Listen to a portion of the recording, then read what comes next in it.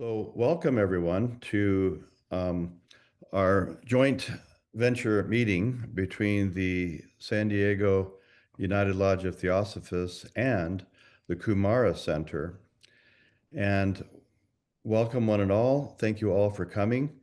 Um, this is going to be a special honoring. It's the Summit of the Minds 2025, and it's going to be exploring the great influence of HPB, which is H.P. Blavatsky, and Theosophy worldwide, and corroborated 150 years later. So I'm Jonathan Colbert from the ULT here in San Diego. I just want to extend a special thank you in advance to Miluka for really assembling this wonderful occasion. And really the honoring of teachings and teachers, and recognizing their great contribution to humanity is really a hallmark of the Golden Age.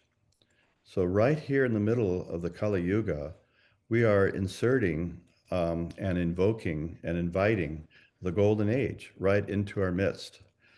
And this is something that can be done. And we have formed a mini Sangha, you could say, a mini community to help us celebrate this. Today's offering is really in reference and celebrating and in recognition and in honor of the 150th anniversary of the modern Theosophical movement, which was founded in New York City in 1875 during significant global turmoil and restrictions on freedom. Very interesting. What's going to happen today, and it's just quite an amazing lineup of speakers that we have here, put together by Miluka Rivera Metlasky. And the presentations will be both a celebration of and an examination of the great theosophical contributions of H.P. Blavatsky, emphasizing philosophy, science, art, symbology, metaphysics, and the sanctity of the earth.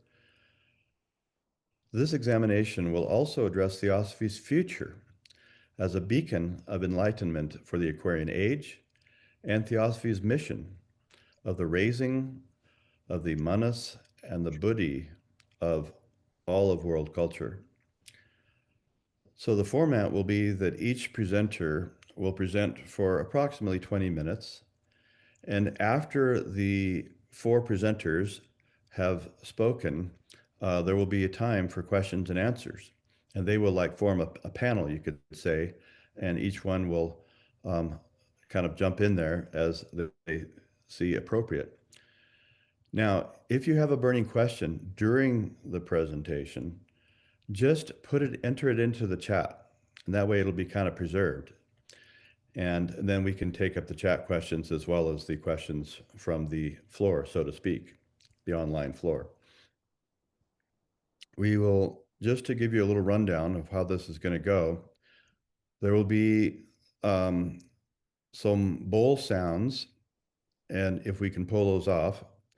And there will also be a recitation of the Gayatri by Shikhar Agnihotri from the Theosophical Society all the way around the globe at Adyar in India.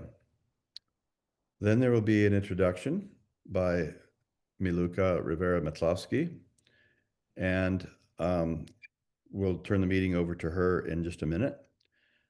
The guest speakers will be Lee McCloskey, and he will be speaking on the secret doctrine of art, Blavatsky, Theosophy, and the painted revelations of the human soul. The next presentation will be H.P. Blavatsky, Theosophical Avatar and Catalyst for the Transformation of New Age Humanity. And that'll be given to us by Philip Darbanville. Then there will be a presentation from Keith Pritzker, and it is entitled Reflecting on Thoreau's Insights on environmental oneness and current challenges. And finally, from Merke Martzep, she will offer insights and contemplations on mission and future of theosophy. And there will be some closing, I guess you could call it ceremonials at the very end. And I will turn this meeting over to Miluka, who is an author. She's an actress and a co-founder of the Kumara Center for the Arts, which was this very special institution that had to do with raising the manas and the buddhi of the culture. So without further ado, I will turn this over to Miluka. And then after her opening remarks, I will introduce the speakers one at a time and give you just a short bio on each speaker as we go. But Miluka, it's all yours. Good morning, friends, and welcome. For me, it's a great pleasure to be part of this special moment in history, since we are celebrating the 150th anniversary of the Theosophical movement and the anniversary of the Theosophical movement and the contribution that HPB and Theosophy made to the world. And we're going to do a little corroboration of what happened, and not all of it. 150 years later, I especially want to thank the United Lodge of Theosophists of San Diego and Jonathan Colbert, who's been very generous with his time and in sponsoring this as well, and all the wonderful presenters, Lee McCloskey, Philip Darvabille, Merike Martzep, Keith Brisker, Catalina, and Chinkhar from India. I'm very honored that you are part of this special moment. I think, if I'm not incorrect, we are one of the few that it's celebrated here, because most of the celebration about the Theosophical Society, but it's outside the United States, and there is one coming up in Canada. So I think it's important for us in the United States to pay attention to, at this time in history, especially since we are challenged all over the world with a lot of tests for resilience and bravery. And we know that Theosophy will give us that inspiration and that peace that we all need. So I'm going to begin with my presentation, and thank you, all of you, for taking your morning, the time of your morning, to join us. As I mentioned before, we're going to be talking about these beautiful theosophical teachings. We're going to be doing a presentation of the Gayatri Mantra by special friends from Adyar, Chennai. They also call it Chennai, India, by Chinkhar and Catalina. We are going to do the Gayatri Mantra, Catalina and myself, which is an address to the solar logos, the spiritual sun, to inspire our spiritual intuition. Om Hum, Om Huvaha, Om Suvaha, Om Mahaha, Om Janaha, Om Tapaha, Om Satyam, Om Tat Saviturvarenyam Bhargo Devasya Dhimahi Dhiyo Yo Nah Prachodayat. Om Apo Jyotirso Amritam Brahma Bhur Bhuvasuvaro.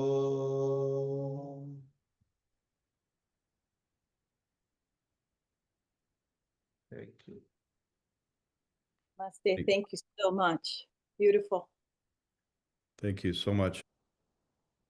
Now we're going to present the original, the three objects of the Theosophical movement by Alain Bernard from Paris, France. We thought that was important to remind us of the original three objects because you know that throughout the years things got a little bit condensed and people had the tendency of editing things. But we thought that it was a powerful message in this version of it. Ils sont et ont été dès le commencement au nombre de trois. Premièrement, former le noyau d'une fraternité universelle de l'humanité, sans distinction de race, de couleur ou de croyance. Deuxièmement, encourager l'étude des écritures aryennes et autres écritures, des religions et des sciences du monde, et prouver l'importance de l'ancienne littérature asiatique, notamment celle des philosophies brahmaniques, bouddhiques et zoroastriennes. Et troisièmement, étudier sous tous les aspects possibles les mystères cachés de la nature, et spécialement les pouvoirs psychiques et spirituels latents dans l'homme. Madras, in Madras, India, the Theosophical Society was moved from New York. It was in New York in 1875, but it was moved to Madras, which is the existing headquarters. So we have the HPB Blavatsky and corroborations highlighting her influence and contribution of Theosophy and the Theosophical movement globally. You know?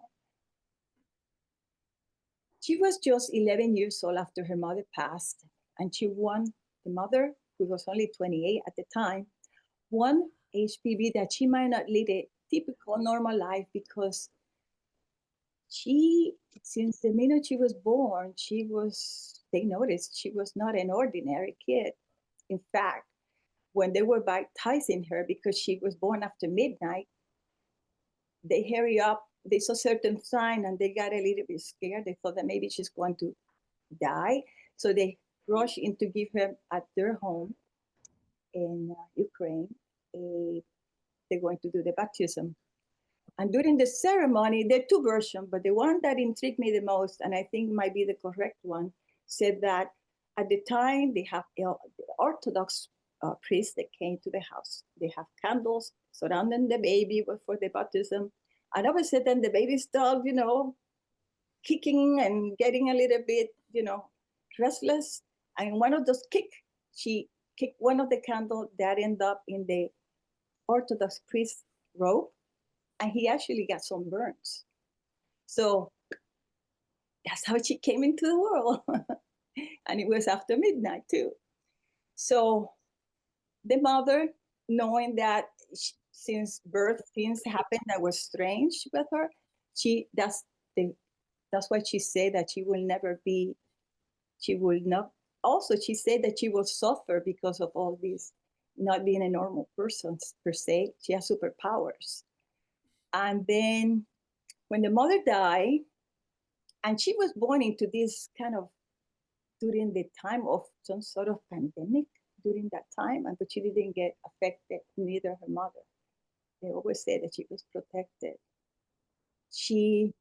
The mother died, and she had no other choice than to move with her aristocratic grandparents. And her grandmother was a very prestigious, she was a princess, and she also an author. So the father was traveling, so they took care of the kids, he and her sister. So when she was there, she came across this amazing library of occultism and Buddhism books from her grandparents, and the father was also an occultist. So they say that by the time she was 15, she had read all the books in the library. That's how amazing she was. And one of them caught her attention, and that was Buddhism. And what do you know? That thirst for knowledge is what drove her into going to the journey for wisdom. She traveled for 25 years, and she did 2 trips all over the world. One also under the supervision of the master, which she met later on. They were early in her life, but she in person met them later. So she was advised to travel to certain places. So she did not only go to America, but she went to Europe and Tibet. She tried to get in Tibet the first time. They didn't allow her. They don't allow at the time females there. So she had to sometimes dress as a man. You know, she had a lot of health issues. One of them is that when she was in one of these traveling, there was she traveled among, you know, caravans, and there was war. And one of those explosions, she got injured. She got injured on her shoulder and her leg. And that's the reason she sit a lot and she sometimes was carried, because she have problem in the leg, because apparently even a segment of that bullet is still remain, even though the master helped her and saved her. Some portion of the bullet still was in her leg and her arm. So she was with pain from very early age, and it continued and it got worse at the time. But that didn't stop her from traveling and doing all the magnificent things that she did. So I expanded more because I know that some people were not aware of certain facts. And then when the moment was ready, after she did all this traveling, they invited her to come to Tibet. This time she was allowed to come because she came with the master. There she spent 7 years of training to control her amazing abilities that she had. And it was the only female ever admitted to be initiated in that particular monastery in Tibet. Then it's interesting because this fact was not revealed until after she died. Apparently, she wasn't supposed to have told anybody this, that she was initiated there, and was more. In a letter that is in the record of the TS in Ukraine, the sister had a letter that is under the custody of this society, saying that when she was at Tibet, that the monks called her a female bodhisattva.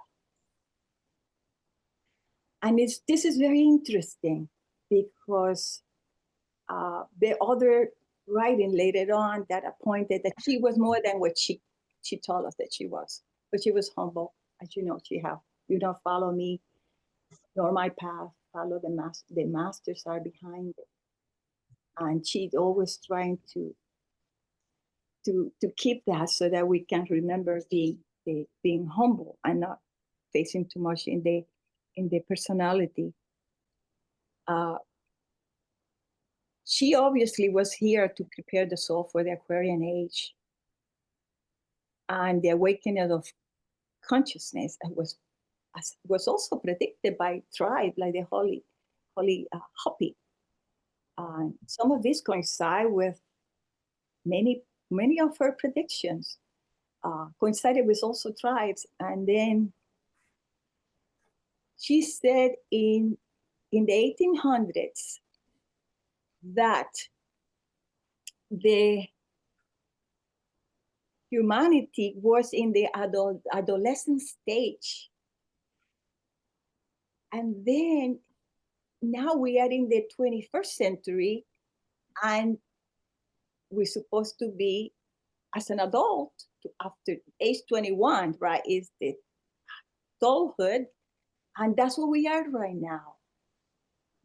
It's trying to make the transition from an adolescent rebel into an adult. And it's going to take a while, and we're struggling with that right now. But we will get there sooner or later, because no one has stopped the law of nature. And as we know, we just go up into the scale of evolution. It's ascending scale. So, and hopefully we will become in the future very responsible citizen of this planet. Everybody belongs in this planet if you were born in it. So nobody is an alien. Or actually, we are alien. If you want to talk about alien, we came from another planet according to theosophy. So we all aliens, but also belong to this planet.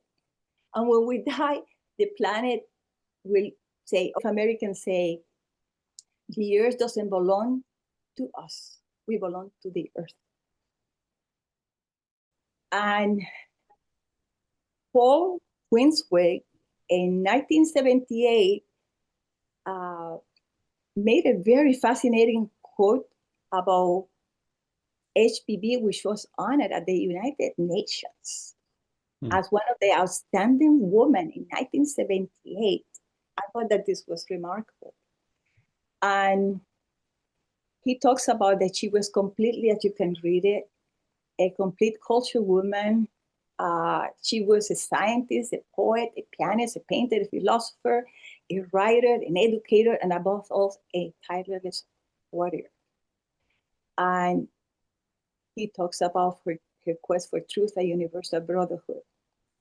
And she, because of it, she earned a lot of enemies because, of course, when you challenge the status quo and, you know, the established religions of the time and scientists, you're going to make a lot of enemies, but not yet. She was brave. Isis on Bail was what really brought all these, that was the first fight. That was the first book that brought on Bail a lot of things.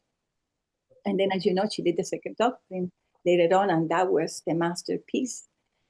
And then she did, before she died, the Voice of Silence. There was a translation from Sanskrit. And it's been said that what she did in that book, only a Tibetan, they even compare her to even gray beans for doing that. I don't want to say too much because I don't know how you will take it. HPB broke new ground as the first woman and messenger by the White Lodge of the Masters of Wisdom, as you know. And I already mentioned this part. I'm trying to, you know, move this as quickly as possible because I know we have other speakers. Many theosophies participated in the suffrage movement and eventually leading to the women's right vote and leadership roles. Because at the time, women were property of their husband, and they were also slaves. But this was an awakening. It needed to have the movement to balance the balance of the energy. We needed a female to come, and she came in female body. Now, people that praise her, many, as you see, he had all these pictures. Many people praise her, admire her, including the Dalai Lama, her books, even wrote an introduction of the Voice Silence. He did it. Gandhi have praises. He learned about theosophy because of HPB. Einstein is being witnessed by many people that he read the Secret Doctrine. And in fact, I recently saw a movie about Einstein, and HPB said, behind the sun, there is a star. The sun is only a reflection. And what did you know? In one of the drawings that Einstein did proving this, it was exactly what HPB said, exactly how she described it, and he made the drawing. And that's how we, you know, all the wonderful inventions that he did. As you know, I don't have a lot of time to mention them, but she influences, we know Paracelsus was one of before her, but she mentioned him in the books, and a lot of things that he did prove he was a theosophist. Sigmund Freud and Carl Jung. Sigmund Freud became a Buddhist later on. Carl Jung started with the unconsciousness, but then he took a little twist. We know Thomas Alva Edison was a member of the Theosophical Society, and we have even his signature in the card that he signed. We know that Nikola Tesla was also came across the theosophical teaching, and he was also clairvoyant, but he also got a lot of information about the Akasha. And they were saying due to his connection, because Thomas Alva Edison and him were partners. So yes, he was introduced to theosophy as well. Well, there was a psychiatrist called Ian Stevenson from Virginia. His mother was a theosophist, and because of him, the psychology today have improved that of memories of children about reincarnation. As we know, Edgar Cayce also gained recognition as a clairvoyant who also accessed the Akasha for remedies. And a lot of these people came across the theosophical teaching because at the time it was like the important books to read among a lot of intellectuals of the time, science. In fact, I know somebody from a Theosophical Society that say that they have proved that NASA ordered their secret doctrine books. Now, one of the last, there was very very theosophical thinking was scientist Ilya Prigogine, who was awarded the Nobel Prize in Chemistry. And he talks about the non-equilibrium, which goes in line of what HPB said about the irreversibility. Anyway, so I think I cover quite a bit here. And I think I'm going to end it with a couple of things. The law of irreversibility, which is what the previous scientists believe, she said this: the law does not escape a single evolutionary stage, neither avoid or miss. This process is one of progression or cause and effect. It's the result of everything that went before. All things, events have antecedent, which themselves become causes to later effects. The chain is continuous, unbroken, unbreakable, and irreversible, but it has a moral aspect wherein motive is taken into account. It is inexorable. The consequences of an act are inherent in the act itself. Under this law, the whole process of ever becoming is beautifully and harmoniously ordered. It manifests equilibrium. If anything at any time gets out of line, it is inevitably put back to fulfill whatever purpose it has in the scheme of things. So this is what she talks about nature. So no matter how much chaos people would be facing or the planet, it would eventually line up. It takes the time to do it. And as you see, this is a magnificent quote of Albert Einstein. And he became a Buddhist too. And he believed that in the future, the religion of the future, which is in line with theosophy as well, is Buddhism. And why maybe we got the Dalai Lama that came here, why the Buddhism had become spread all over, and why HPB became a Buddhist too in the 1800s together with Alka. So all these questions we have to ask, but relegare is the definition in I think it's in Greek, I find not incorrect. Religion means unite. The purpose of HPB was to unite all sciences, philosophy, and bring it into one. And eventually that will happen. When scientists are less materialistic, they will get there. And they are already wonderful scientists like Albert Einstein that he said that he made a mistake to discover what he discovered because his famous formulas led into the discovering of energy and uranium and then the atomic bomb, as you know.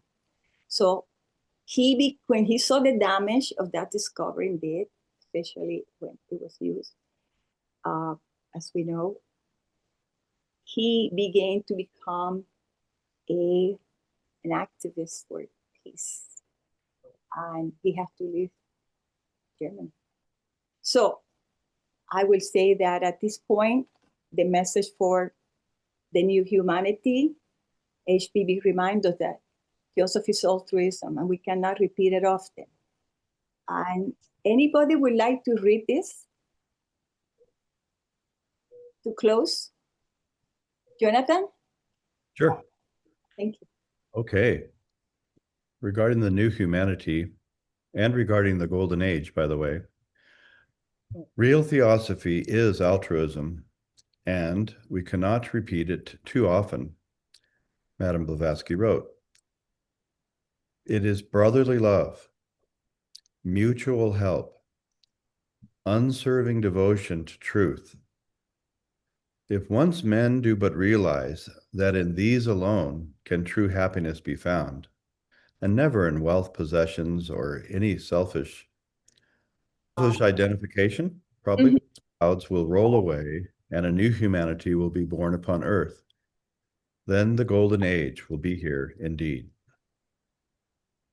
Yes, thank you so much. Okay. Okay, well, with this, I conclude my, You want to unshare? Okay, very good. Thank you, Miluka, very much. you're very welcome. Thank you so much. And now I would like to introduce one by one our speakers. The first speaker will be Lee McCloskey. He is an artist, an actor, an author, a visual philosopher, and founder of the Olandar Foundation, who also led his study group on the Secret Doctrine by HPB for 25 years. His presentation will be on the Secret Doctrine of Art, Blavatsky, Theosophy, and the Painted Revelations of the Human Soul. Lee? Thank you, Jonathan. It is a pleasure and an honor to speak with you today. My name is Lee J. McCloskey, and from 1981 through 2006, I hosted a weekly United Lodge of Theosophists study group in my upstairs studio at our home, Olandar in Malibu.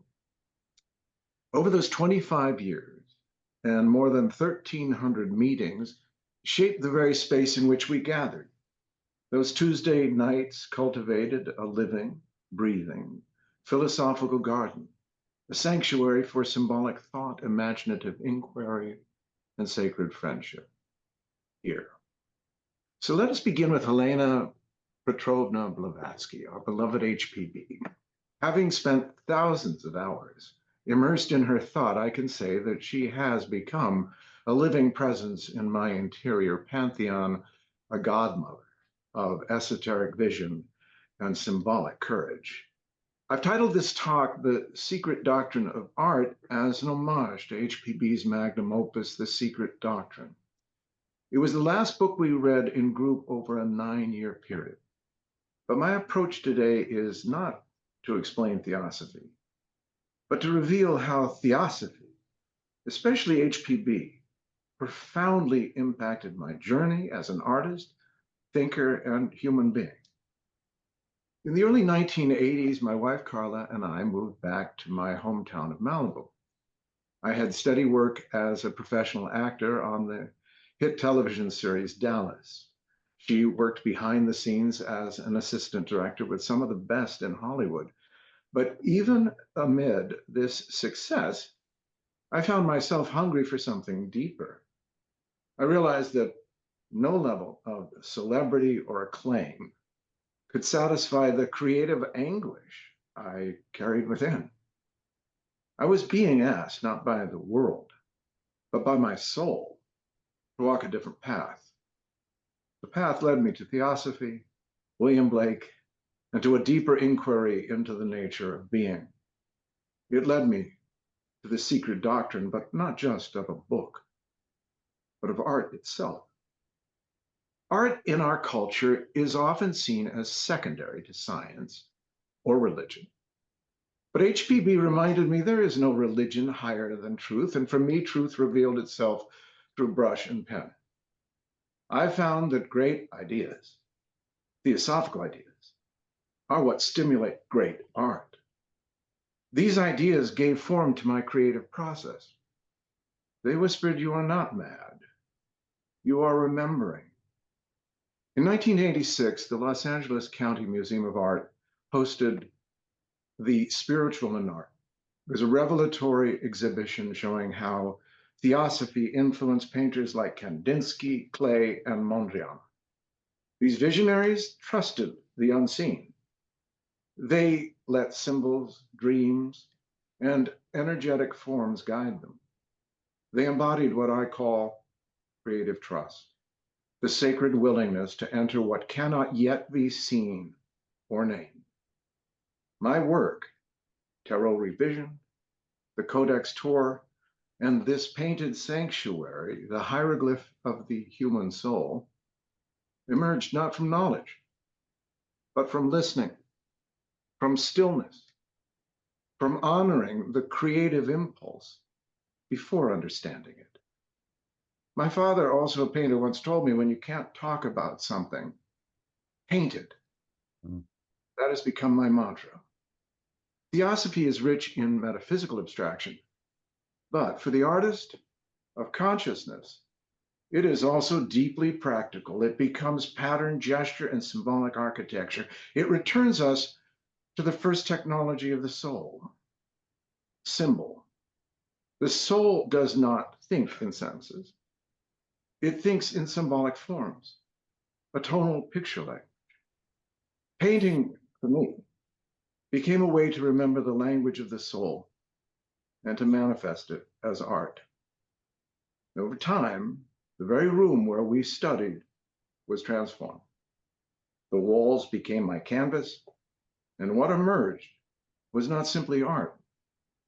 It was and is a 3D library, a sacred glyphic temple called the Hieroglyph of the Human Soul that was triggered on 9/11/2001, and I have been working on it every day since. This work was not created to impress. It was created to remember. It arose from devotion, from staying, from honoring the difficult path of coming home, not to escape the world, but to transform it. To quote a recent article written by my dear friend, Prince Stanislas Klazowski de Rola, Lee J. McCloskey created what is perhaps the most fully realized visual metaphysical chamber of our age, a vision instrument known as the hieroglyph of the human soul. This is no mere work of art. It is a multidimensional glyphic temple where every surface becomes a mirror for myth, a door for the soul. Here, the viewer becomes participant and the observer, the initiate. This is not about decoration. This is about transformation. It is what I call the etiquette of energy, the earned knowledge that one becomes worthy of what one seeks to know. The human form divine is not a metaphor. It is an art form of creation. And to be human is a sacred work in progress. Art is not a product. It is an approach. It is a way of seeing, a way of asking, a way of devotion and loving. HPB gave us the seeds. Theosophy gave us the soil. Now it is our task to become the water, the light, the gardener. Tarot Revision became the map. Thoth, the hieroglyph of the human soul, becomes the garden. We live in a time of cultural fragmentation, but fragmentation is the soil in which meaning is planted. The esoteric tradition is not behind us. It is what we are still becoming. The garden of the soul is always open. It lives in each act of beauty, in each quiet willingness to say yes to mystery and to creative trust. Let us plant well. Let us tend with honor. Let us remember what HPB showed us, that the stars above and the soul within speak the same language. We are not here to escape this world, but to reveal it, to transform it. And remember that HPB wrote, it takes love and kindness to transform the world. Or as the Dalai Lama wrote, a policy of kindness. We are not born into time, we are born into creation. Each a phoenix, whole, holy, and holographic. And I say to every man and every woman, let your soul stand cool and composed before a million universes. Yes, indeed. Thank you, HPB. Thank you all. And here's to the gift and legacy of theosophy and the ever-evolving blossom of emerging Renaissance. I'm Lee J. McCloskey. Thank you. Thank you, Lee, ever so much. So you've spoken a tapestry of beautiful mantras, etiquette of energy, garden of the soul, so lovely. Our next presentation, and again, there will be time at the end for Q&A, and all of our speakers will, form a panel for that, and including any kind of written questions that a person wants to submit by chat, that's fine too. Our next presentation will be given to us by Philip D'Arbonville, and he is a producer, a director, and he is president, co-founder of the Living Wellness Organization. And his presentation is entitled H.P. Blavatsky, Theosophical Avatar and Catalyst for the Transformation of New Age Humanity. Philip?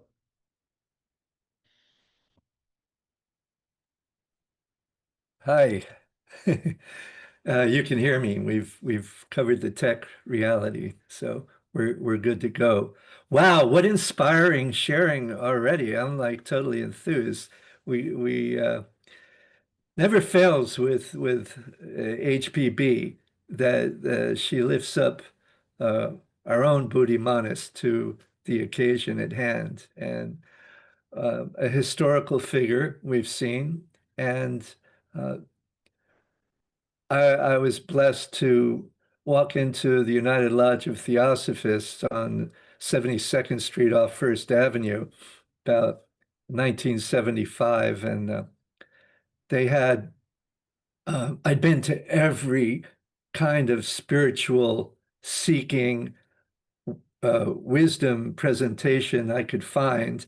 And although I studied with Satchidananda and there was a Zen group that intrigued me, nothing really rang my bell, intuitively to feel like there wasn't some other agenda at hand. And I walked into the lodge and there was some wonderful people there who said, this is our building. They showed me there was the picture on the wall of HPB. And it wasn't stylish.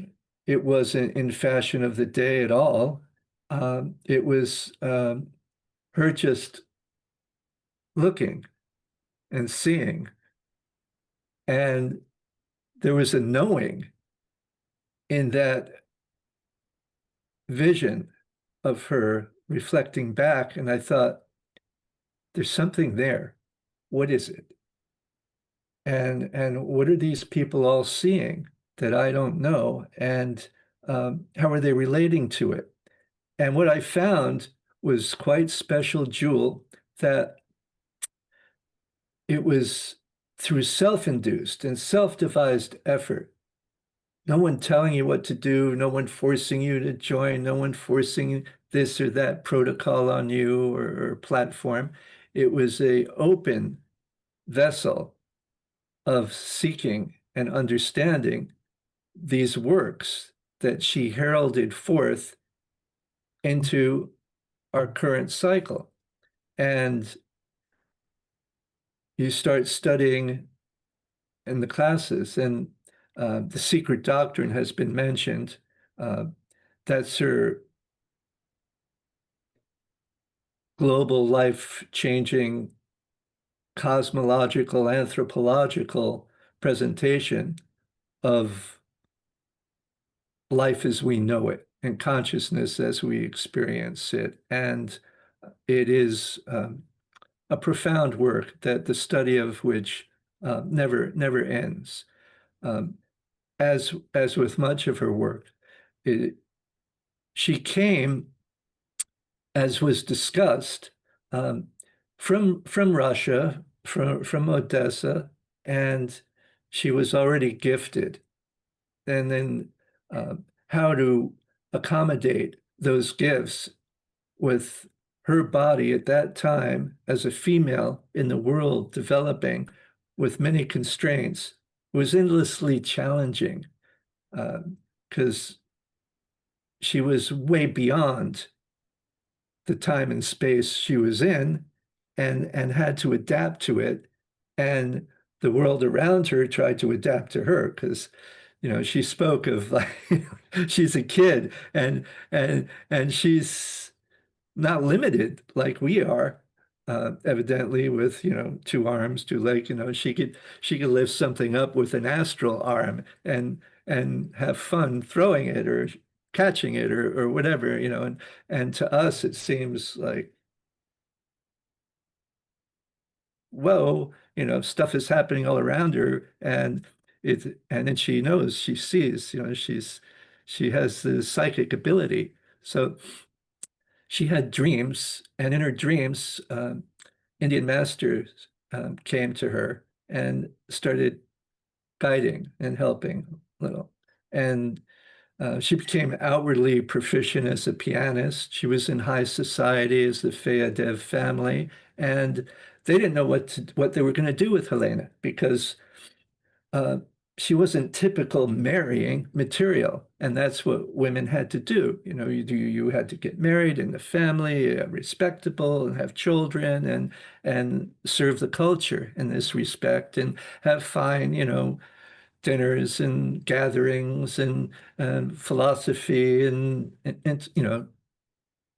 that was not her thing.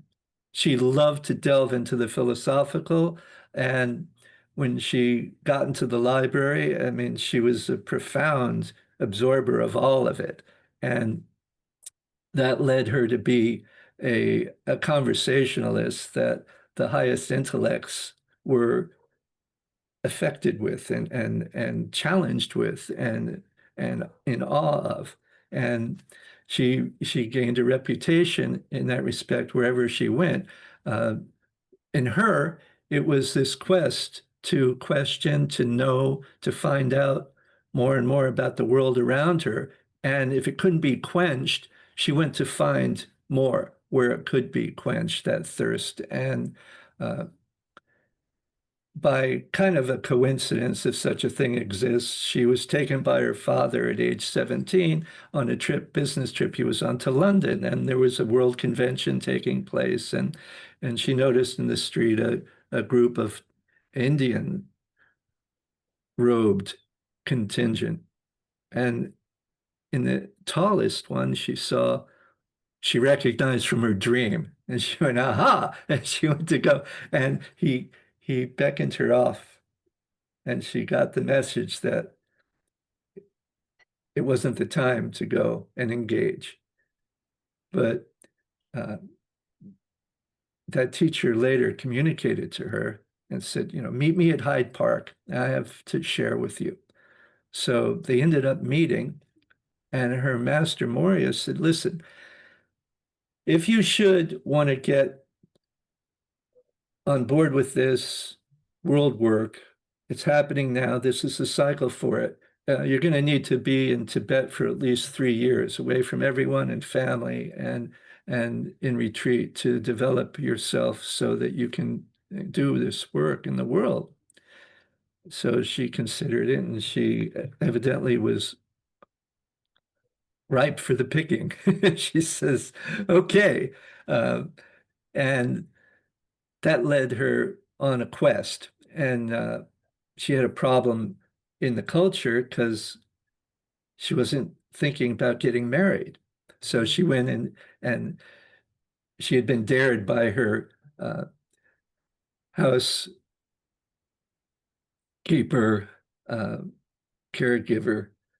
You're not going to get married. And even that guy, that old Blavatsky, you know, he wouldn't even ask you to get married. And you're just forget about it. And she went, huh, you know, so she went over and she said, whatever she said, who knows? He was like totally enamored by her and proposed. She accepted and she came back, proudly said, he did propose to me. So there, you know, and then everyone got excited. Oh, Helena's getting married. Great. We did it. We got him. Oh boy, you know, and she went, whoa.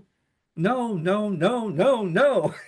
Tell him it was I didn't know what I was doing. I didn't mean it. It was a ruse. And of course they were like, well, no, you can't do that. You gave your word. The man gave you, you know, he's respectable in society. You have to marry him. It is you'll ruin the family Feodorov's name. So she was like caught between a rock and a hard place. And at 17, she had to marry this very wealthy, much, much older gentleman who was a fine repartee companion and wanted to share her as his jewel because she was a high society magnate and of course, you know, engaged everyone and everyone was fascinated by her and she was an excellent pianist beyond. And so he was quite pleased and she had to go through with the marriage and then they moved to this big estate home because he was going into high levels of government and she was really, really, really distressed, evidently, with this. It was said, you know, he wanted to have his conjugal rights obeyed and she would have nothing of it. And after chasing her around for a couple of months in this mansion and not getting along so great on that, you know, she had an opportunity to go on a boating excursion. And she decided, you know what? I need to see the world. I need a break, you know. So I have to go and think about things. And that began her world voyage. And of course, he missed her very much and didn't know what to do. But she was that strong-willed and that iron focus on the journey at hand led her as a young woman to Europe, to America, across the United States, which was very difficult at that time. And she met with all the Indian tribe leaders. She met with every person who could share insights into higher thought. And she ended up going on a voyage across, and she got to India. She then tried to get into Tibet. She didn't work. Laham, she couldn't get in.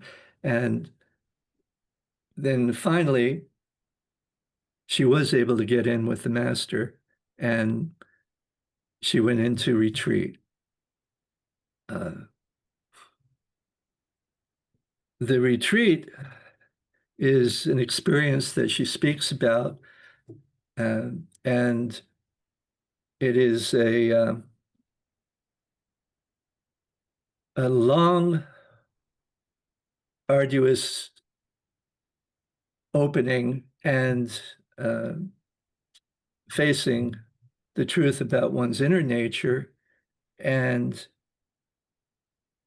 the soul tapestry of our collective consciousness and how to work with all of these energies in a productive way and to be able to see, to be able to hear, using our natural powers that are highly developed on this deeper level so that she could have inner sight so clearly, so she could have oral capacity inwardly and develop these what we call psychic abilities. And we all have access to this. None of us, train. It is said that we used to be able to walk into a room and we would know right away if there was a snake in the corner of the room. We would just feel it and know it. And we're so out of touch with our natural inherent abilities that we have so much else going on that we don't tend to develop ourselves along these lines. And so she had a crash course, if you will, in developing her total Buddhic nature and her mind nature to a very high level of capacity.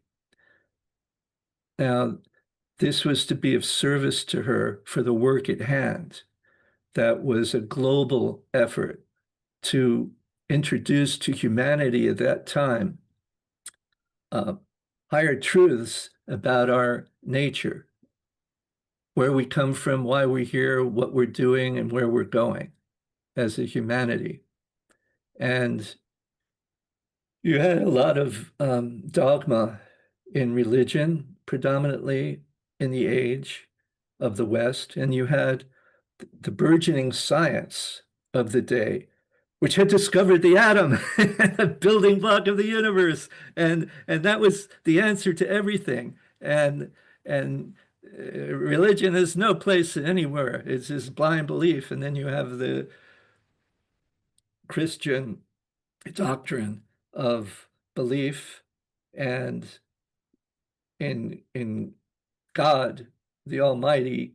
And if you take the prophet Jesus, then you will be saved and your soul will go to heaven. And this patterning didn't fit with what was happening in science. And religion looked upon the science as a bereft child of advanced mathematics that was just getting misled and had to accept God at the pinnacle of its patterning. Otherwise, it would go to hell. And that was that. So HBB in her travels around the world, and she was in Egypt and had a little school there, and then decided that was not going to be the place at all. She went to France and she did some work there, but ultimately she got on a boat and ended up back in New York City. And it was a very interesting time because you had the beginning of the spiritualist movement. And what became apparent to her was this was a crack in the veil between these two worlds, and that this spiritual phenomena, the spiritualism phenomena, could be looked at and examined, should be looked at and examined scientifically. So she went to these gatherings in New York, and when she was there, suddenly all this phenomena started happening. It was just like off the charts, and entities were appearing and people and clarity and things like that. And she would be, well, how do you know? What is that? What do you think it is? What could it be? Could it be more than you perceive it to be? You think you're talking to your past uncle, but she ended up explaining that it should be scientifically examined, and it started to be. And they loved her, and they thought, she's the heralding of the spiritual movement. She's the highest thing that we could ask for, because she gets it, she knows it, and she shows it. And then what she began to reveal was, well, these visual oral experiences that you're connecting with are part of an inner plane of consciousness. It's true. And this plane pervades the whole atmosphere that we're in, and we don't see it usually and know it. Sometimes in dreams we become aware of it, but what you're engendering actually is like a recording, so, you know, and the life recording when we pass and leave this body, the consciousness that we are as spiritual soul beings goes into higher states, and we leave the so-called lower mind experiences of the lifetime and thought patterns, and those eventually decompose with our thumbprints on impressions on them, if you like, but they decompose back into nature and cycle back again. When you interrupt that process in a way by putting energy out to connect with and draw that to you, you're really listening to a recording, not the soul entity itself. Well, they didn't like this at all. The spiritualists are like very upset. Now she turned against them, and then the explanations and people coming, it was a revolt, but the interest in this, she had succeeded in garnering enough interest that at one meeting they decided, okay, we're gonna create a society of focus on this because there's enough interest. So thus was born with Olcott, Henry Steele Olcott, and William Quan Judge, and Helena Petrovna Blavatsky, the Theosophical Society group. And that gave birth to the publishing and the writings. And, you know, we can't go on too much longer except to say that the work that she did and the writings she started with have profoundly changed what we would think of as the soul, mind, body of consciousness of humanity. And she began, you know, with the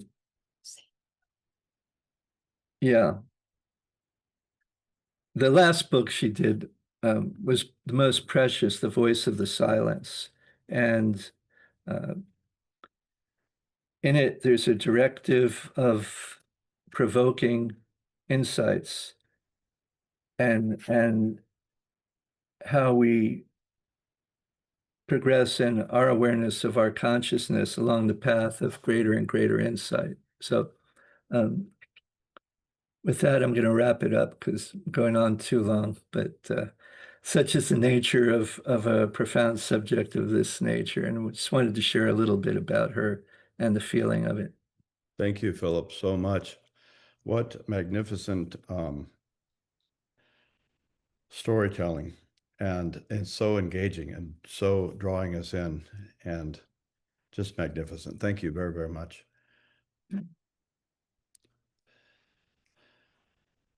Let's see here. Let me find something.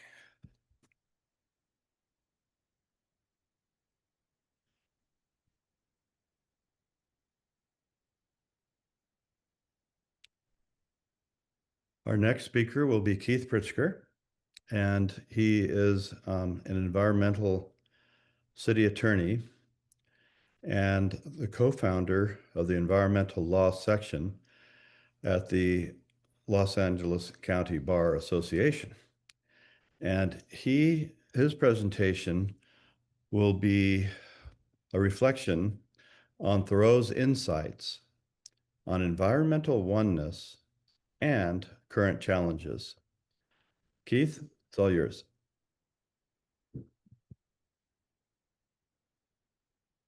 You got to unmute. Keith, can you unmute?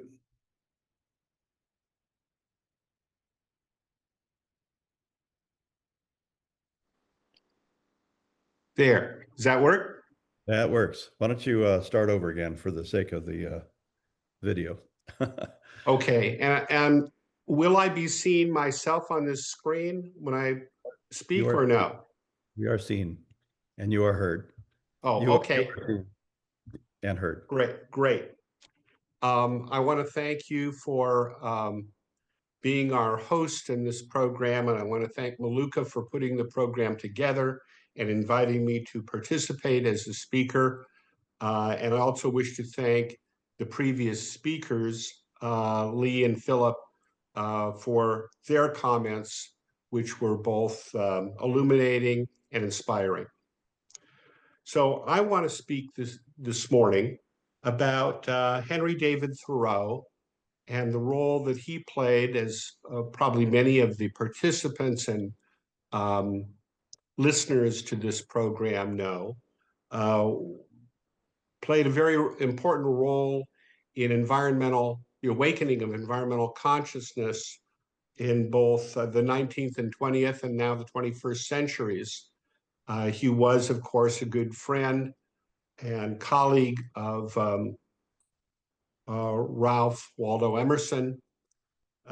They worked together with others as what is often referred to as the Transcendentalist movement. And there have been a number of articles in Theosophy magazine in past years referring to both of them as precursors of HPB or Helena Blavatsky. But I'd like to begin with a reference from a wonderful biography that was done by a great student of Thoreau, Joseph Wood Crouch, who many have referred to as the Thoreau of the 20th century. He wrote a biography of Thoreau that first came out in 1948. And this little passage helps to take us along the path that I'd like to share with the audience today. And in that, he says, men have an indistinct notion that if they keep up this activity of joint stocks and spades long enough, all will at length ride somewhere in next to no time and for nothing.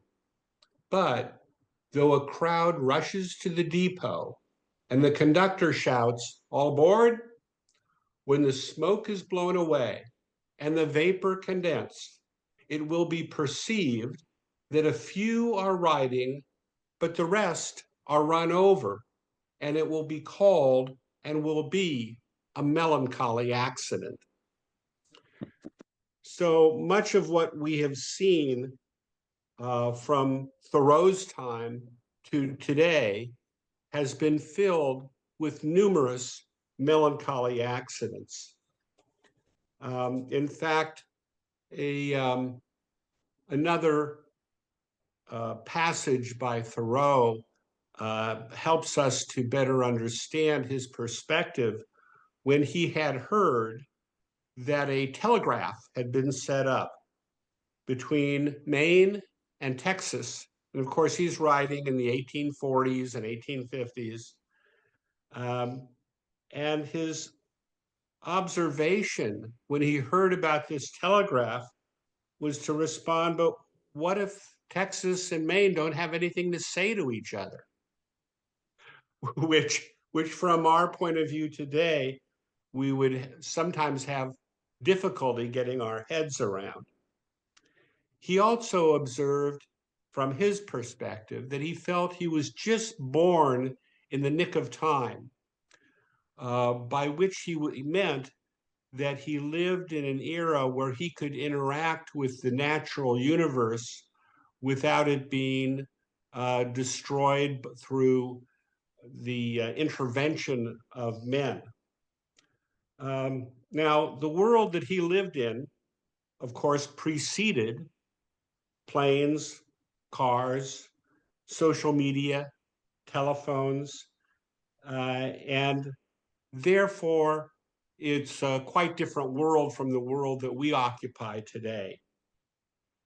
And yet he recognized the value of certain qualities and pursuits that are as necessary today as they were in his time.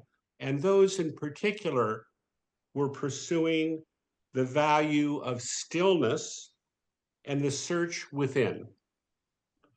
Now, the political leader, Churchill, in London, said around the time of World War II that, among other things, Americans could always be relied upon to do the right thing. But he added to it, after they've exhausted every other possibility. And such is the case not only with Americans, but with human beings in general. Oftentimes, it is the failure to find happiness without that leads to a search within. Now, that takes us to the challenges that we have to deal with today that are the progeny of that world that was occupied by Thoreau, Emerson, and so many others in the 19th century. In the middle of the last century, as a result of certain scientific innovations, such as the creation of DDT, which was able to stamp out certain illnesses through broad application. A scientist observed that it was doing a lot to destroy the environment. That was Rachel Carson, who wrote a profound book in the 1950s called Silent Spring.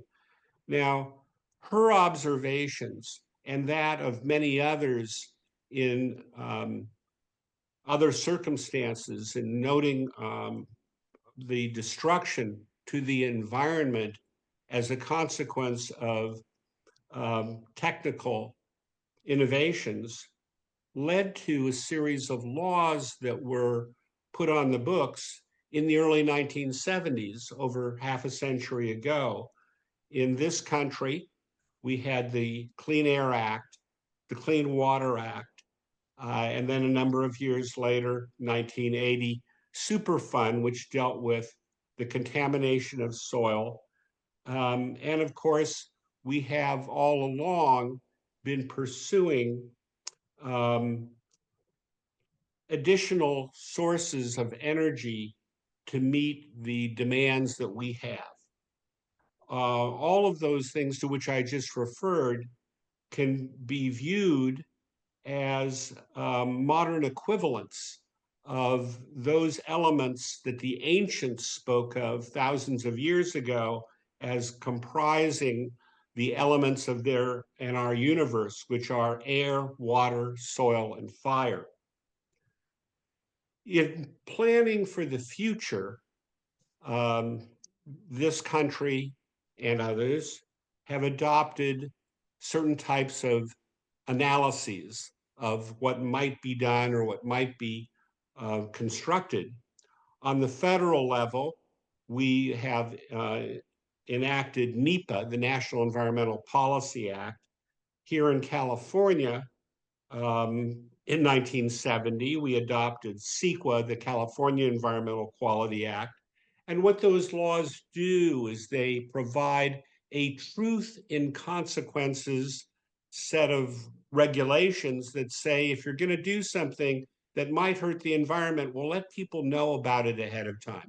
Take a look at what the consequences might be to the world around you, and inform others who are the decision makers about whether your concept goes forward. And let's talk about it as a group. And sometimes these questions end up in litigation that could go on for a very long time. Now, there are also thinkers in today's world that follow along the lines of Thoreau, HPB, and similar thinkers. And in particular, I'd like to draw attention to a book that was quite popular in the 1970s called Small is Beautiful. It was written by E.F. Schumacher, who was an economist and an advisor to the National Coal Board in Great Britain.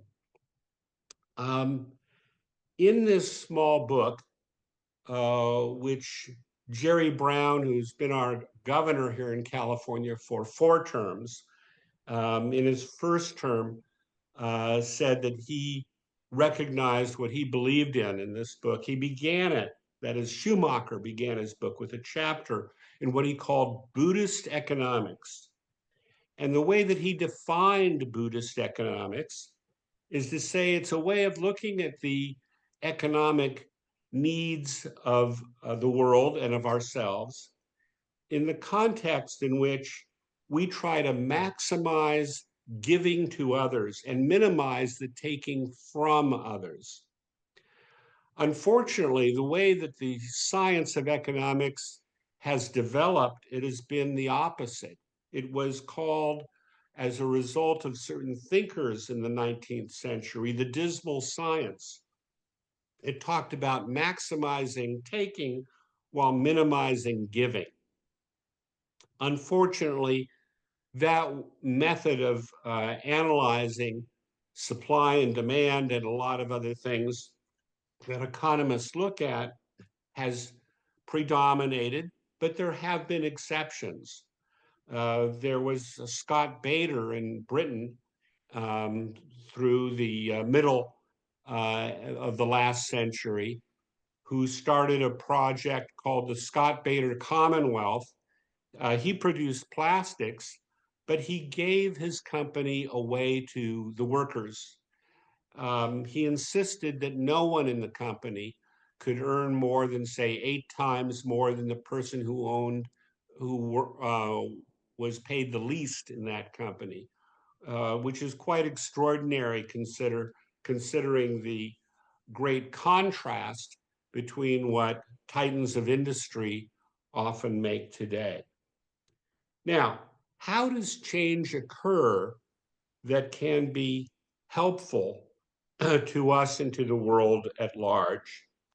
Well, it was mentioned, I believe, by Lee in his remarks a short time ago, that that's done through what HPB called, in discussing her 3 fundamentals of the philosophy of theosophy, self-induced and self-devised efforts. Now, we used to have in this country many bookstores that aren't quite as prevalent today.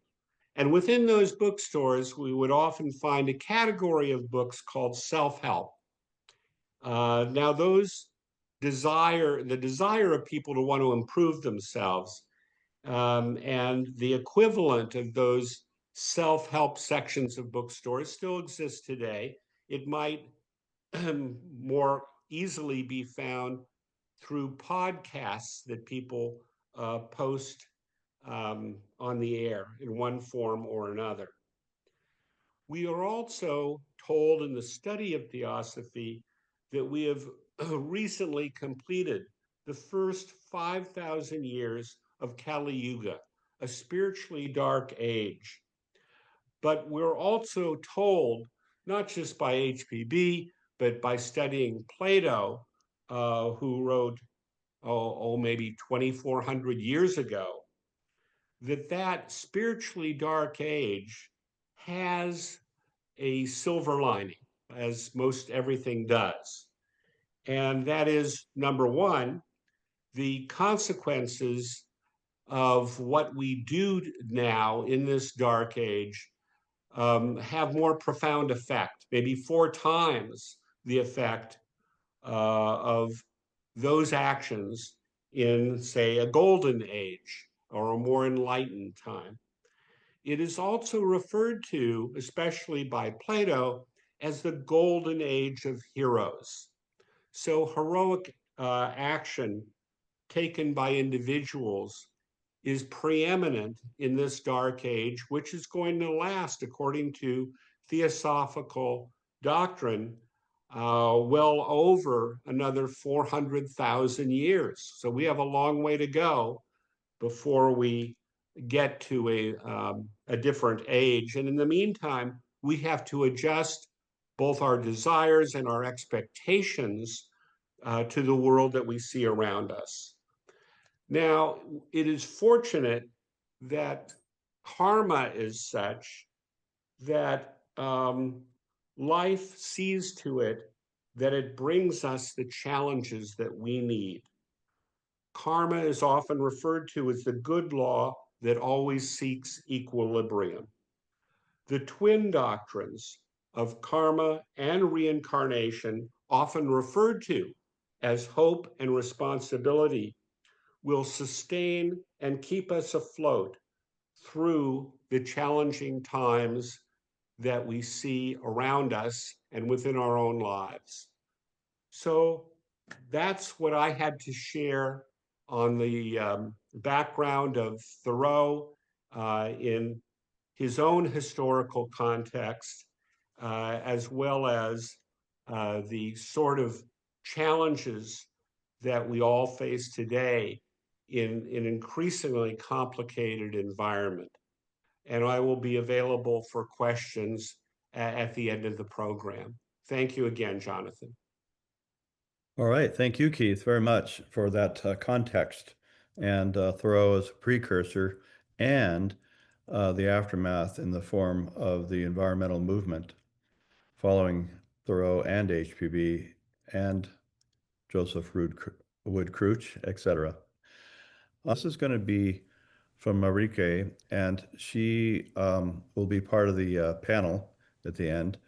And this is on the mission and the future of Theosophy.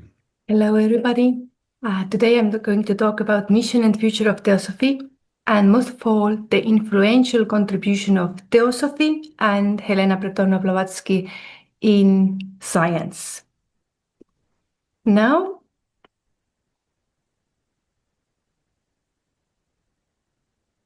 most of all, freedom of thought. This is the most important thing in Theosophy. Above all things, if we put the freedom of thought above all things, then Blavatsky says in the Guide to Theosophy that only this way we might reach to this wisdom in the future, what Theosophy is aiming to reach, to valuing the freedom of thought, but not only for us, but also everybody else. Everybody, like our friends, our close ones, also those who are so-called enemies, people who think differently, and appreciate the freedom of thought, the openness. This is the beginning. Now, mission of Theosophical Society has been attempted to written down, and this is a one version. The mission of Theosophical Society is to serve humanity by cultivating an ever-deepening understanding and realization of the ageless wisdom, spiritual transformation, and the unity of all life. Now, this one sentence tries to grasp the three objects that we have in Theosophy.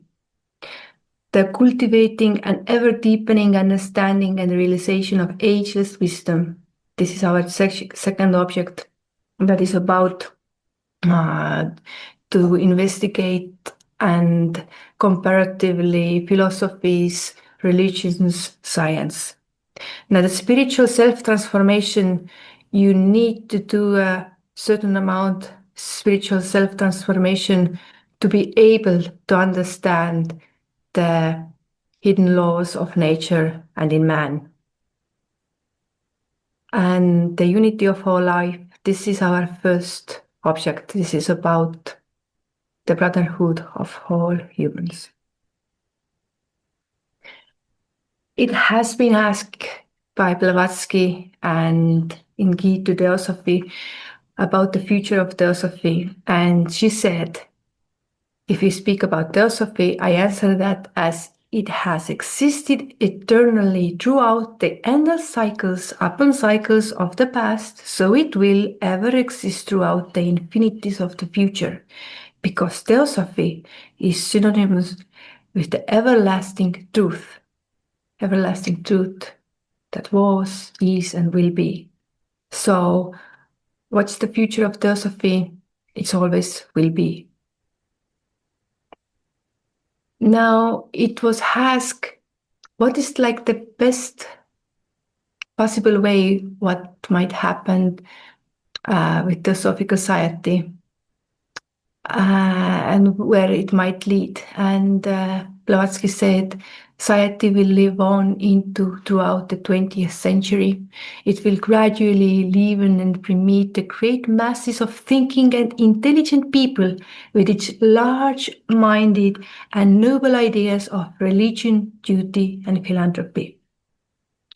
So people will be open-minded, large-minded, they be thinking on themselves, they'll be intelligent, they will hold dear the noble ideas of religions and duty, and they will do philanthropy. This is like the best version that Theosophy could lead. Slowly but surely it will burst asunder the iron fetters of greed and dogmas of social and caste prejudices, something that was very much dominant in that time when Blavatsky lived, but still it is there in the world right now also. It will break down racial and national antipathies and barriers and will open the way to the practical realization of the brotherhood of all men. I think we are still moving towards that, but we are moving.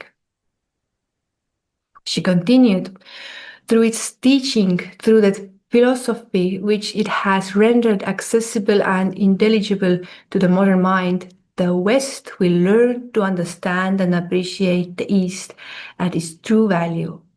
This has somehow happened. How yoga, how Buddhism, how different practices have come to the West, and a lot of it is appreciated and recognized as something valuable. And a lot of it is thanks to Theosophy, who brought first the ideas of karma and reincarnation and so on. Now, further, the development of the physic powers and faculties, the premonitory symptoms of which are already visible in America, will proceed healthily and normally. Now, there have always been some people who have more developed in a physics side, and there are always some who are starting to develop. We all have those things in more or less sleeping states. So if those people who this development is starting to wake will be helped by Theosophy, then they can develop it more healthily and normally, and so also the next ones. This was one of the aim that Theosophy has. Mankind will be saved from the terrible dangers, both mental and bodily, which are inevitable when that unfolding takes place, and it threatens to do in a hotbed of selfishness and evil passions. So if we are selfish and we have evil passions while our physic powers are unfolding, it is very dangerous for us and those who are around us. So for that purpose, Theosophy was given us. And I really hope that we are using it best possible way. I just quickly remind us the three objects. The first object is to form a nucleus of universal brotherhood of humanity without distinction of race, creed, sex, caste, or color. The second one is to encourage the study of comparative religion, philosophy, and science. And the third one is to investigate unexplained laws of nature and the powers latent in man. Now, today, I am going to touch more of the second object and more of the science parts. Let's see how Theosophy and Blavatsky have helped our science to become what it is today. Now, Francis William Aston was a British physicist and chemist, and he's known by his work on mass spectroscopy, and he's considered the discoverer of isotopes, the non-radioactive isotopes. Also, he formulated the whole number rule, which states that the masses of isotopes are close to the whole numbers. Later in his life, in 1922, he was awarded the Nobel Prize in Chemistry for this work.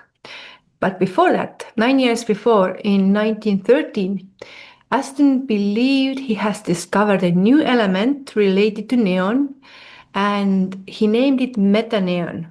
And he got inspiration from this book, Occult Chemistry, that was written by Annie Besant and Charles Leadbeater, who were using their clairvoyance to make this investigation about the elements. They did it separately, and then they compared what they have discovered, and then they write this book. And they have this element they called metaneon with the atomic weight of 22.33. Now, Aston acknowledged this source in his footnote, and he also adopted this term in his work. And there's an article about how it took place. I've heard that he has mentioned both of them, Annie Besant and Leadbeater, to his Nobel Prize acceptance speech, but I could not find it. So this is the article I could find and heard. Now, another great scientist, Dr. Ian Stevenson, who was a psychiatrist, and he has famous for his research or reincarnation. He spent more than 40 years documenting thousands of cases, mostly children of young age who claim to remember their past lives. And often there have been vertebral details like birthmarks matching the fatal wounds. It's like, how can we explain it? Now, this research has been continued Jim Tucker after Ian Stevenson have passed away. And what Stevenson says about reincarnation is the next. Reincarnation, at least as I conceive it, does not nullify what we know about evolution and genetics. It suggests, however, that there may be two streams of evolution, the biological one and the personal one, and that during terrestrial lives, these streams may interact. Now, this is something similar to what Blavatsky has also said when she commented Darwin's evolution theory. She said that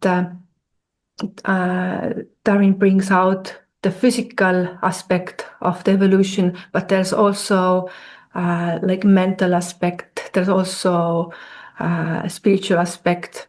And I think even Stevenson has very nicely tried to bring out that we have like different evolution. We are not only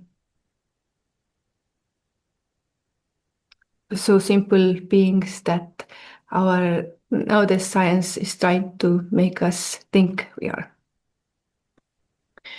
Another wonderful scientist is Rupert Sheldrake, who I believe is a member of British Theosophical Society. He has offered the theories of morphic resonance and morphic fields that connects with the Theosophical ideas. He has proposed that the physical world is influenced by invisible morphic fields that possess a collective memory, that we have something as a collective memory. And this means that patterns from the past can influence and guide present phenomena through morphic resonance, a concept that aligns with the Theosophical ideas about deep interconnectedness of all things. also how memory operates beyond individual minds, and the underlying principles of formative causation that give rise to specific forms and behaviors. Now, there was a study about a group of people who were studying Japanese, and they were given some children poems to memorize. At the same time, they were given some other poems that were very, very similar to the first ones that were old. The first group of poems were old one that like millions of people have learned by heart and know, and the other one was the new one that was just created. And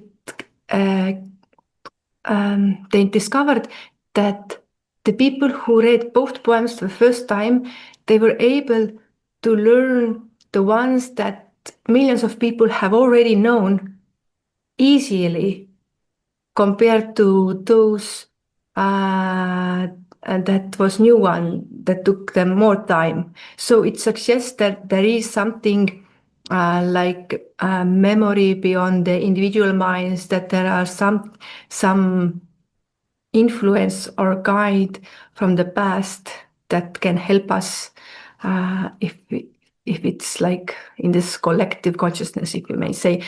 Another investigation was done, I think, in New York Times. A newspaper has this crossword, and a group of people were doing the crossword in the first day when the newspaper came up, and they were measured how long it took them. And then the next day, another group of people who have not seen this newspaper also solved this crossword. And average person in the second group was faster. So it also suggests that maybe there's some collective memory who helps us do this task, who is like, and next time a little bit better, a little bit faster. And also, Sheldrake have investigated the unexplained powers of animals. He has written in 1999 a wonderful book about how dogs and their owners have telepathic relationship, where he investigated. He sent the owner away, and then in a random times, not always the time that they used to come home, but sometimes later, sometimes before, they give signal to owner that they start come home, and at the same time, all day they are recording what the dog is doing. And usually dog is roaming around and doing their own things, but about like 24 seconds after, they have given signal to the person to start coming home. The dog is ready near the door or the window and waving the tails and waiting the owner to come. So he suggests there must be some telepathic potential between people and their pets, not all the animals, but especially like where people have created some kind of bonds. So this is also a very interesting investigation. And also you can find many videos about it in YouTube. Now, Sylvia Cranston have written a wonderful book about Helena Blavatsky, His Extraordinary Life and Influence. And there's this one chapter in part 7 called Science and the Secret Doctrine. And there's 30 pages of how secret doctrine, what is suggested there, has brought out in scientific discoveries more randomly and more in a like scientific way. And also there's some really nice interesting facts, like how Einstein used to have secret doctrine next to his bed, and how other scientists and group of scientists have had like study group of secret doctrine to help them to do their work better way. I hope by who is interested in that, I suggest to read it, and others I suggest to investigate the secret doctrine, because if those scientists find it that there's something, then there's definitely something for us too. And to conclude, it was asked about the Theosophical Society, about the Theosophical movement. What is this holds for the future? And Blavatsky said, the Theosophical movement, its future will depend almost entirely upon the degree of selflessness, earnestness, and devotion, and the last but not least, on the amount of knowledge and wisdom possessed by those members on whom it will fall to carry on the work when the society's founders have passed away. So it is on us what happens next. The future depends on us. There have been many scientists who have tried to bring out some aspect that this immense work of Blavatsky have suggested. But it is on us how we are able to put it in our lives, live it, and by living it, make it more accessible to the others. So, and by that thought, I will leave you. Thank you so much. All right. Thank you, Marike, and thank you for having the foresight to pre-record that, because I know that you're in transit right now, and through technology, you're here anyway. So quite wonderful. Could we put together a panel of our 4 speakers, Lee, Philip, Keith, and Marike, and let's just see how this could work, where any and all, including the speakers, could ask questions or make comments, and then whichever panelist feels like they'd like to contribute something, just jump in there. Are there any questions or comments?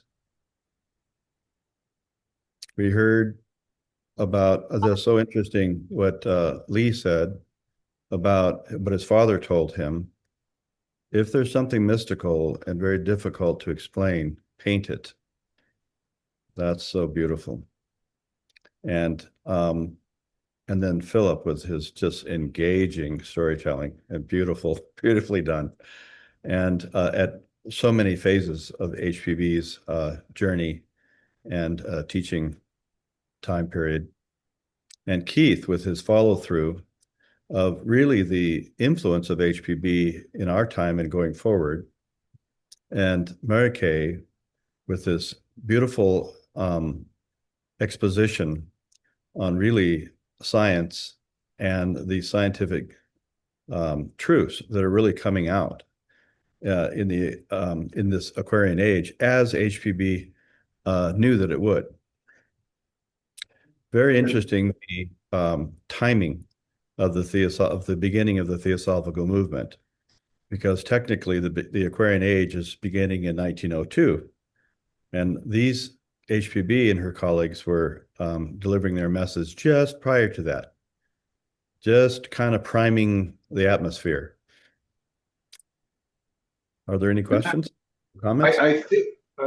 I think that I just want to say I very much appreciate what everyone had to say and the reflection on Theosophy and HPB. We are at a remarkable moment in time and history. And one of the great revelations that's come from this work of mine, The Hieroglyph of Human Soul, and many of the years, like Philip and I have known each other, Maluka and I have known each other for a very, very long time, is that part of the great mystery is, well, what's the point? It seems like things are getting worse. The apocalypse seems upon us. What do we do?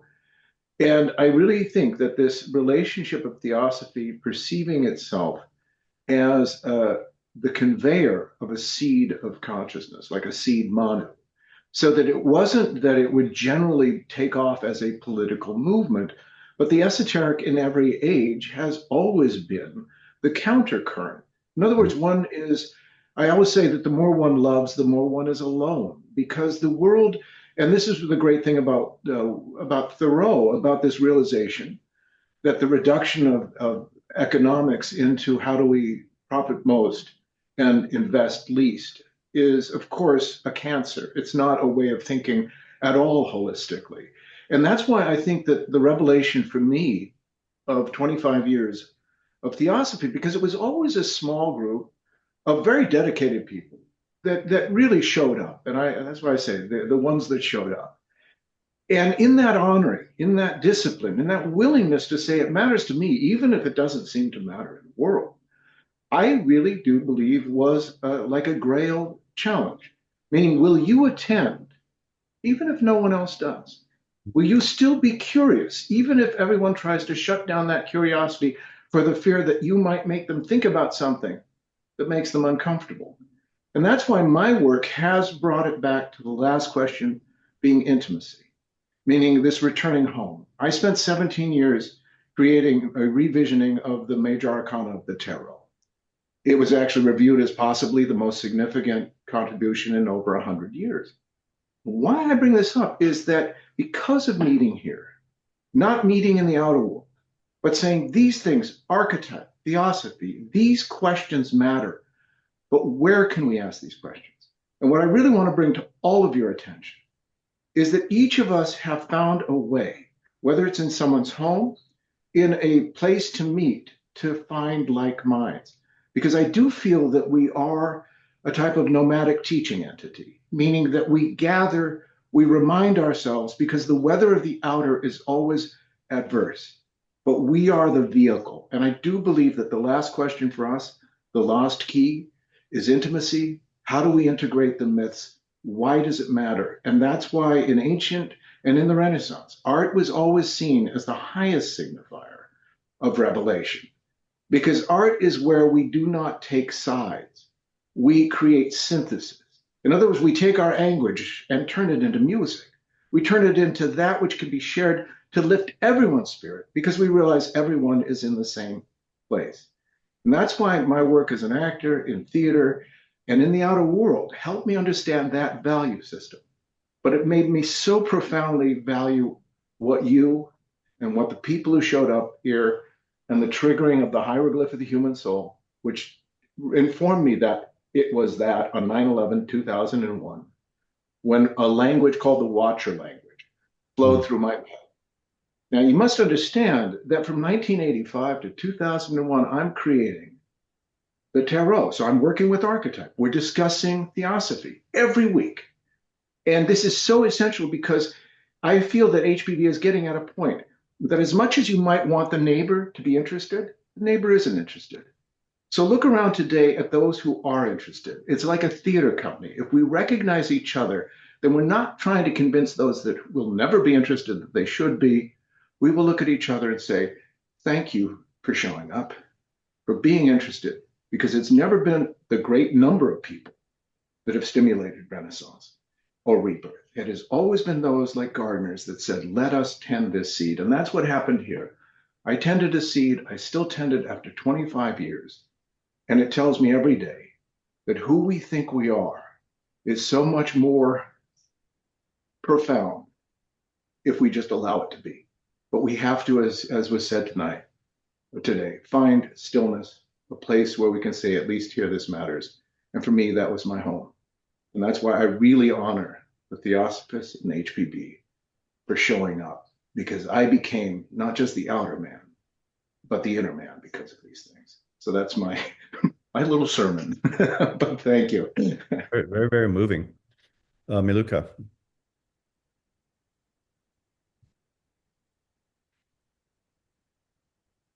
We have once again a great gratitude for an amazing, impactful panel, and for this opportunity from the San Diego Lodge as well. You just have created something magnificent. Come together and everybody offering different aspects and coming at the end together to that unity and brotherhood of all and life, thought, actions, and words.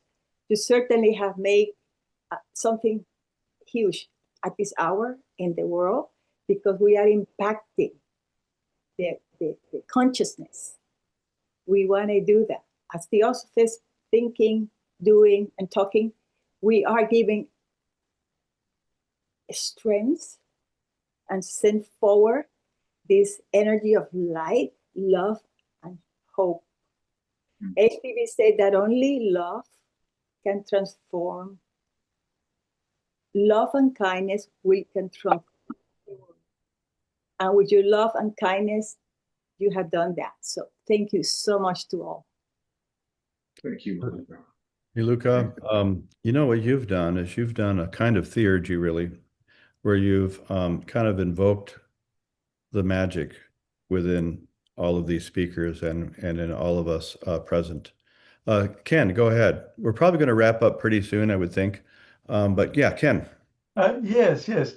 I had the honor to meet Phyllis Ryan some years ago, and she told me about your work, Lee McCloskey, with the tarot, redesigning of tarot. For 8 years, I had studied with a group in Eagle Rock, LA, the builders of the Adytum, the BOT folks, and they studied Paul Foster Case and got really into tarot a lot. So I'll be excited to see your final work on that. And I was wondering, is there a way, you talk about art as a voice to communicate to people, is there a way to determine on the course of the student or the listener or the new person we want to introduce to these theosophical concepts, a way to determine, in a sense, their love language? What is the way that is going to really appeal to them, and how to discern that so that we can give a message to them in a voice that they can understand? And part of that voice, really is the science voice, like we heard in the last video there. And I studied at Caltech in Pasadena, so I've been in the LA area a while. Now I'm in San Diego. So that's one voice and one methodology, like Jnana Yoga, the knowledge yoga. But is there a way to determine how best to address the listener when we're coming up to new people about this? Does anybody on the panel have an answer to that, or anybody else in the group? I always say that the art of anything is the approach. It's not the product. It's the willingness to be mentored by what we don't know, stepping into the curiosity of it, so to speak. But I agree with you. I think that we are wired differently. So some, it is more of an engineering type of approach. Some it's more of a mystical, some more of a creative. But one of the tools that I find that is essential and is really overlooked, which is the creative, the spontaneous, meaning how do we create permission for different approaches to perception. And this is one of the things that I always feel that a lot of my life as an actor was very valuable in the life of metaphysics, because in acting, you're not trying to, in a sense, illustrate something, but embody it, trying to know how it feels by literally allowing it to move through you. A musician knows this as the music flows through her or him. And I feel like this is why you're asking a very important question about the yogas, because some, as we know, even in Theosophy, one of the great keys I was given when I started it, because my inner meditation said, you should look at the group as your own mind.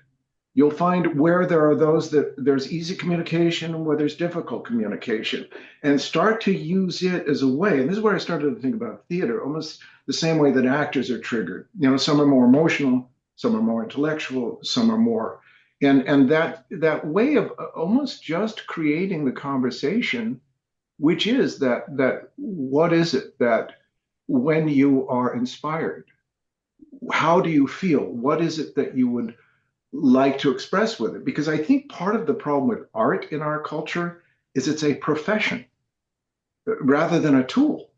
So people think, oh, I have to be a professional actor, I have to be a professional artist. If I do this and I'm not really any good at it, why should I do it? That's what the culture teaches.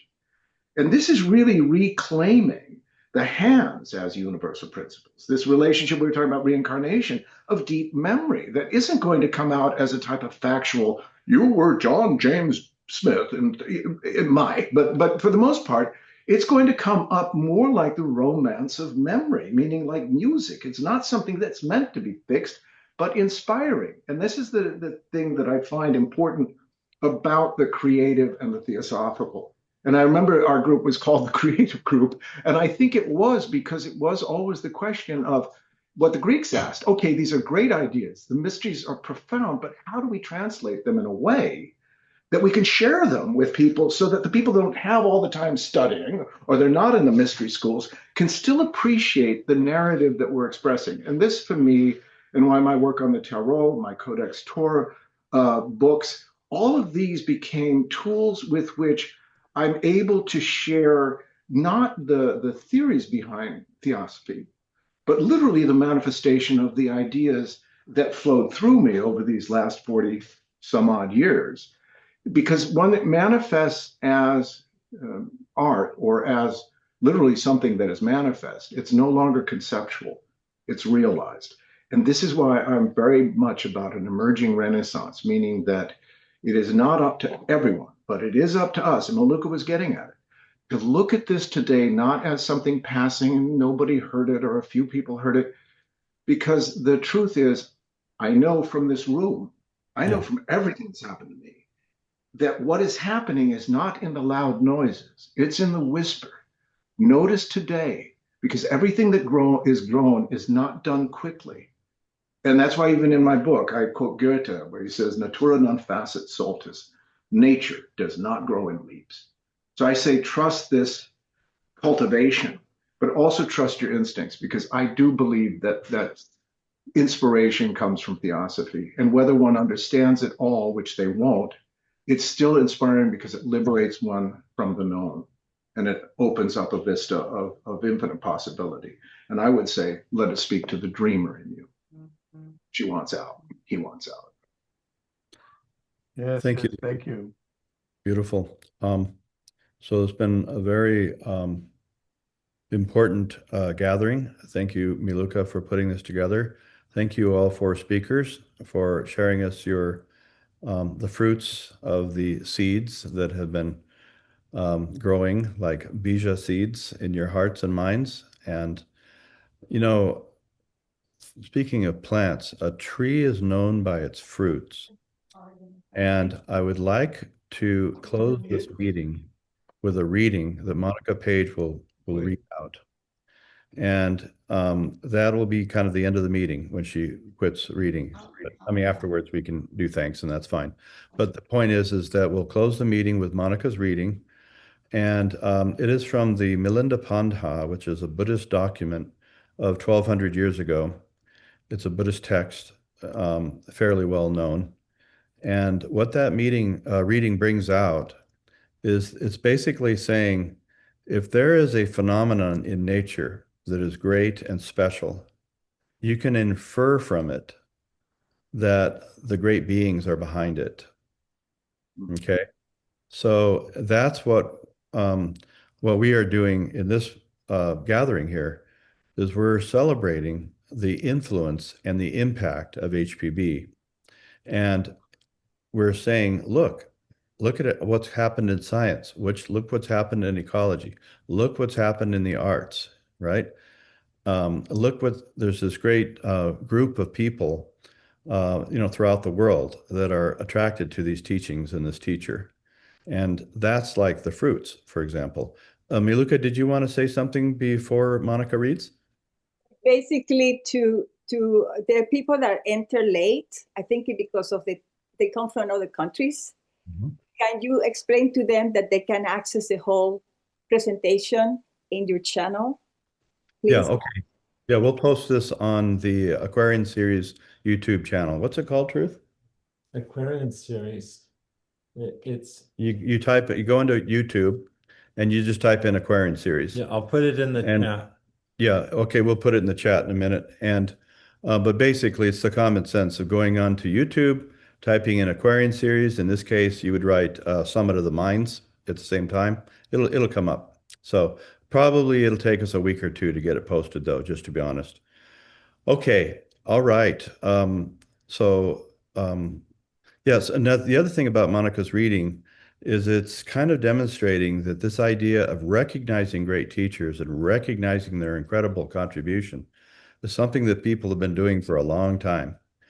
All right. And it's very golden age-like, really. So we have a little Sangha moment of golden age right here in the middle of the Kali Yuga. It's a beautiful thought, and which in turn is like a bija seed for the future. Monica? The city of righteousness. When men look upon the waves, they infer the vastitude and power of the world-embracing sea. So men may estimate the Buddha by the waves he set rolling through the world of gods and men. Men discover the footprint of a king among elephants and judge by inference his great size.